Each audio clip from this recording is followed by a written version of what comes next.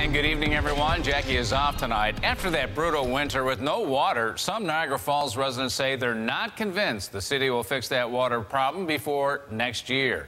News 4's Jen Shantz is here with an update. Well, Don, the city is digging up parts of 72nd Street and other areas in the Falls to try to find the root of this winter's problem. Many believe the pipes weren't laid deep enough to begin with. Now, each test dig cost the city around $5,000, and residents aren't sure it's going to pay off. Residents on 72nd Street in Niagara Falls described this past winter the same way. It's been hell without water. I gotta go out and buy water from the store to flush my toilet, to wash my face in the morning. No bath, no nothing. Dozens were without running water for weeks, having to link up to neighbors' homes or buy water at the store.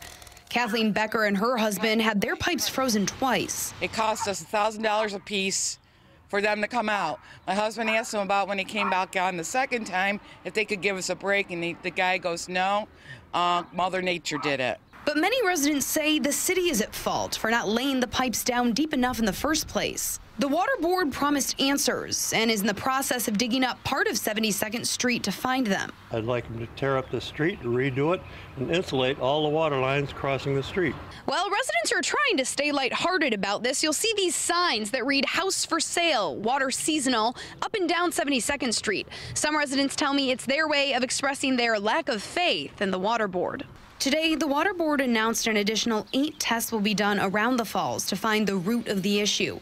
The digging isn't just on 72nd Street because the city says pipes froze in other parts of the city, too. Becker, along with her neighbors, say the crews will need to do more than dig to fix the problem. Monday, when I was going out to go to work, and yet they had the blacktop and they were sealing off right then and there. I knew that they weren't going to do anything. And for the residents who use the DRIP program between November and March, their accounts will be credited, but the city says no rebate checks will be sent.